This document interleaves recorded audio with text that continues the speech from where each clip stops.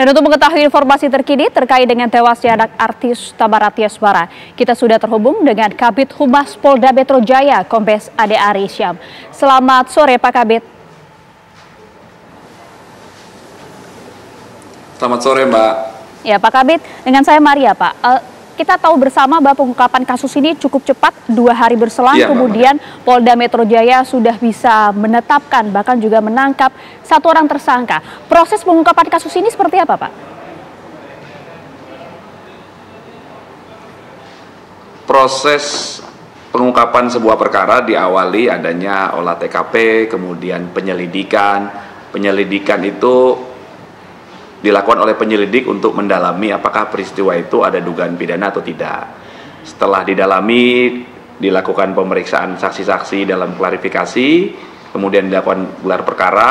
Waktu itu penyidik Polda Metro Jaya memutuskan naik sidik. Kemudian setelah naik penyidikan, dilakukan lagi pemeriksaan saksi-saksi, kemudian dikumpulkan lagi fakta dan barang bukti, kemudian dilanjutkan dengan gelar perkara, akhirnya ditetapkan saudara DA sebagai tersangka. Dan tadi pagi sekira jam 9 di rumah kontrakannya tersangka DA dilakukan upaya penangkapan oleh penyidik Subdit Jatanras di Treskrim Polda Metro Jaya. Penyidik saat melakukan penangkapan didampingi oleh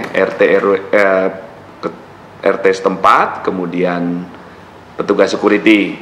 Setelah dijelaskan maksud dan tujuan kedatangan penyidik, akhirnya tersangka DA secara kooperatif ikut ke Polda dan saat ini sedang dilakukan pemeriksaan. Oke, dan saat ini sedang dilakukan pemeriksaan. Tapi apa yang menguatkan Polda Metro Jaya untuk kemudian menetapkan YA sebagai tersangka, Pak Kabid? Ya, berdasarkan fakta-fakta dan bukti yang cukup, kemudian keterangan-keterangan saksi, dan adanya barang bukti yang sudah disita, dan yang terakhir telah dilakukan gelar perkara, maka penyidik yakin bahwa saudara DA ini patut disangka dan diduga melakukan tindak pidana yang menyebabkan seorang anak laki-laki yang berusia 6 tahun itu meninggal dunia beberapa waktu yang lalu di kolam renang di daerah Jakarta Timur. Pak Kabid, tadi Anda sampaikan saat ini cukup yakin ya Pak? Penyidik terus bekerja dan berkomitmen.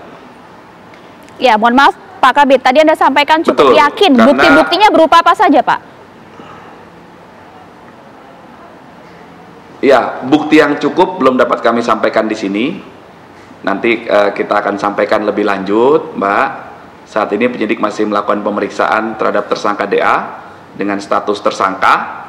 Nanti lebih lanjut perkembangan hasil pemeriksaan dan proses penyidikan lanjutannya akan disampaikan kemudian. Yang jelas penyidik berkomitmen untuk memproses kasus ini secara terang benderang, mengumpulkan fakta-fakta, bukti-bukti dan alat bukti, sehingga membuat terang benderang dengan tersangka yang sudah ditetapkan tersebut. Ya. Untuk pasal yang disangkakan Pak dan juga ancaman hukuman? Ya, sejauh ini terhadap tersangka DA dipersangkakan pasal 76 Junto 80 Undang-Undang tentang Perlindungan Anak, kemudian dilapis juga dengan pasal pembunuhan, pasal 338 KUHP, juga dilapis dengan pasal pembunuhan berencana, pasal 340 KUHP, dan juga tetap diterapkan pasal di saat LP awal, yaitu tindak pidana yang menyebabkan karena lalainya menyebabkan orang meninggal dunia. Oke, baik. Ancamannya ada yang maksimal 3 tahun 6 bulan, kemudian. Ya, silakan Pak, dilanjut. Iya Mbak. Ya, ancaman pidananya yang 76C itu 3 tahun 6 bulan, kemudian yang 338 KUHP itu 15 tahun, kemudian yang 340 KUHP itu ancamannya ada yang seumur hidup dan atau 20 tahun penjara. Kemudian yang 359 itu 5 tahun ancamannya. Oke, baik. Terima kasih banyak. Kami tunggu nanti hasil pemeriksaan terhadap tersangka. Terima kasih sudah bergabung di Ragam Perkara. Ya. Pak Kombes Ade Ari Syam. Terima kasih. Selamat sore. Terima kasih, Mbak.